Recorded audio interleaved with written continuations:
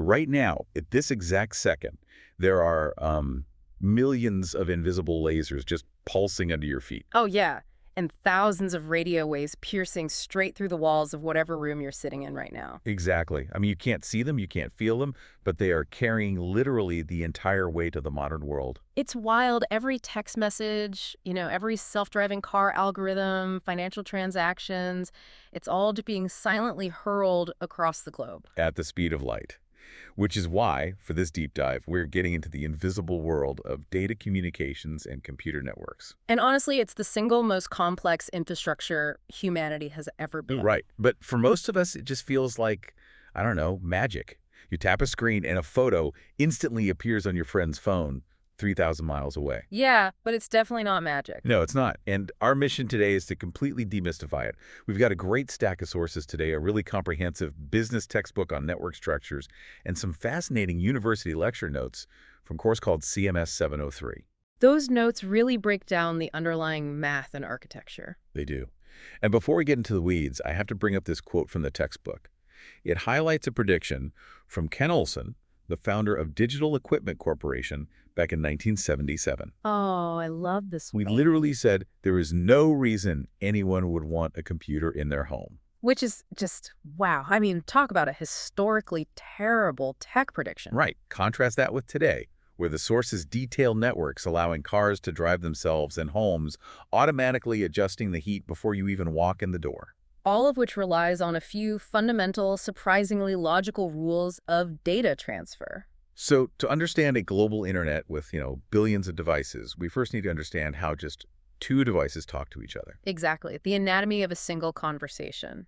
The sources break down 5 absolute necessities for any data communication system. Right. So we have the message, which is the text or video represented as digital bits, the sender, the receiver, and the transmission medium. Those are the physical components. But the 5th one, the protocol, that's where the actual communication happens. Okay, let's unpack this. Because I was thinking about the protocol using an analogy to human language. Oh, yeah, that makes perfect sense. Like if I speak only English and a friend speaks only French and we're talking on the phone, we have a physical connection, the right? perfect physical connection. But no actual communication.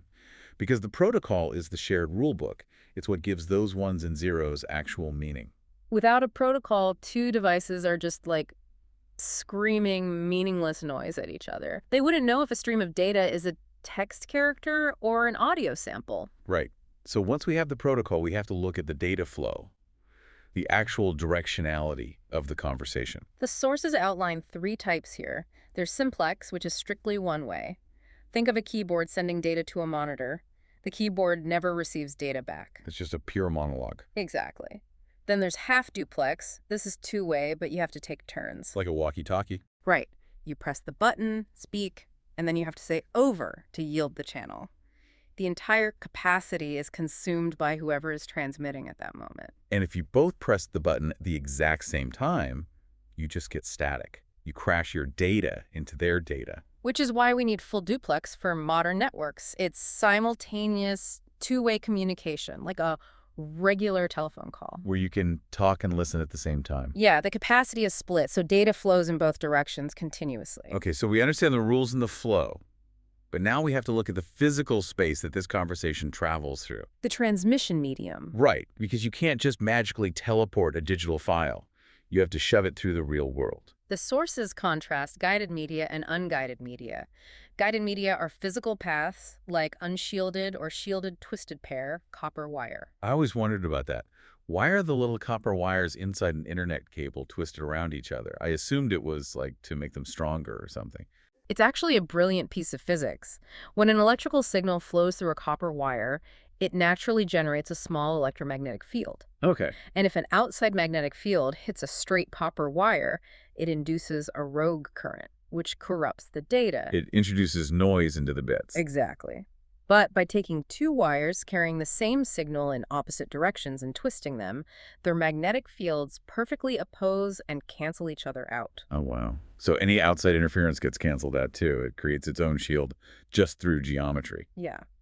And then we have coaxial cables for TV and fiber optic cables, which transmit microscopic pulses of light instead of electricity. So they're completely immune to that electromagnetic interference. For sure. But we're not always plugged into a wall. So we also have unguided media, which is wireless. Like radio waves for long distances, line-of-sight microwaves, and infrared. Right. Infrared is for short distances, like your TV remote, because light waves can't penetrate walls. So whether it's light in a tube or radio waves, we're sending binary bits.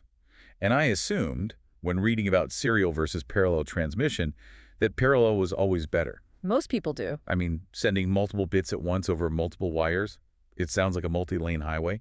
Serial transmission just sends bits one at a time, single file. Like a single-lane dirt road. Exactly. So I figure parallel is the obvious choice. But the sources say parallel is only used for very short distances, like inside a computer. Right, because of something called signal skew. Send 8 cars down a highway side by side.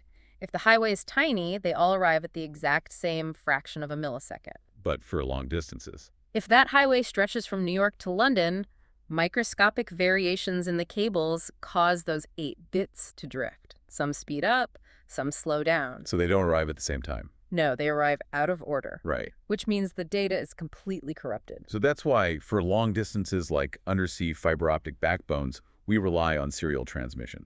Exactly. It's a single file line. It sounds slower. But because every bit follows the one in front of it, they physically cannot arrive out of order. It prevents corruption. It's the reliable backbone of global communication. Yeah, it is. Okay, so sending a single file line of light pulses through a glass tube makes sense. But here's where it gets really interesting. How on earth do we reliably send millions of these serial streams through the open air at the exact same time? Without them crashing into each other. Right. Thousands of smartphones connected to one cell tower. How is it not just a massive static-filled pileup? To answer that, we have to look at the University Lecture Notes, CMS 703, and get into Fourier Analysis. This was a huge aha moment for me. Translating signals from the time domain into the frequency domain. I had to think about it like music. That's a great way to look at it. Like if you listen to a symphony, you hear the combined, complex sound of all the instruments. That's the time domain. Right. But what Fourier analysis does this math from the 1800s is it mathematically isolates the violins. It decomposes the complex signal into a sum of simple sine and cosine waves. Harmonics, yeah. And the lecture notes point out a fascinating detail about digital data. Digital ones and zeros look like a square wave on a graph. Just a jagged box shape. Right. And what's fascinating here is that in a square wave, the even harmonics completely cancel each other out. Only the odd harmonics exist. Which is wild math, but I kept thinking, how does this abstract math apply to me scrolling on my phone? It directly powers OFDM, orthogonal frequency division multiplexing. Which is the core technology behind 5G and LTE, right? Exactly. By decomposing these signals, engineers can see exactly what frequencies are present and allocate bandwidth perfectly. So they pack thousands of distinct data streams tightly together. Yes. And the orthogonal part means they overlap these waves so that when wave A is at its absolute peak, wave B is crossing the zero line. So they slide past each other like perfectly meshed gears. No collisions. None at all.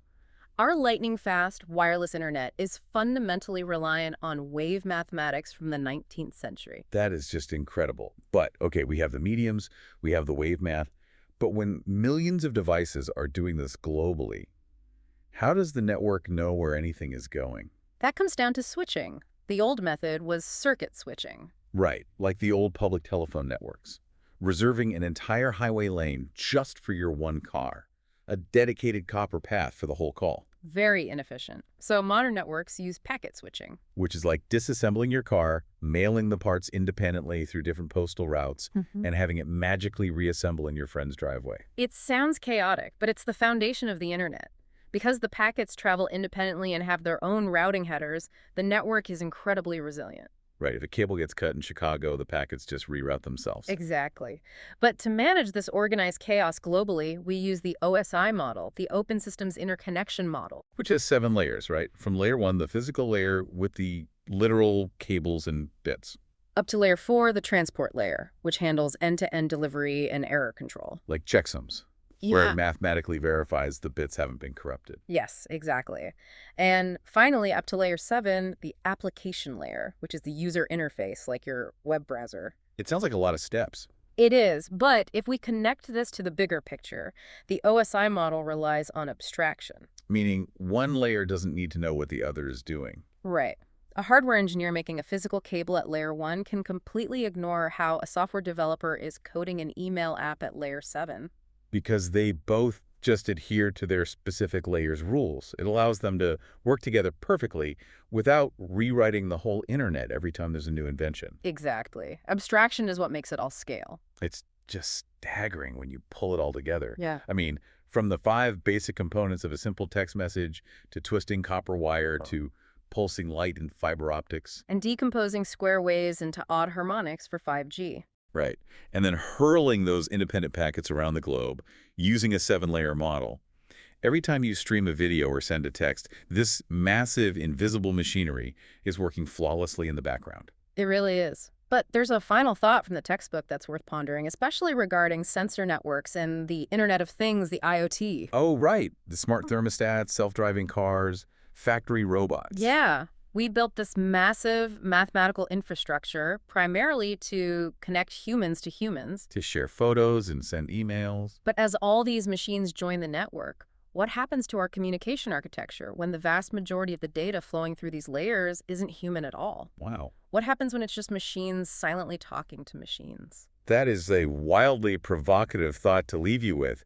We built the ultimate tool for human connection, and we might just be handing it over to the machines. Lots to explore there on your own.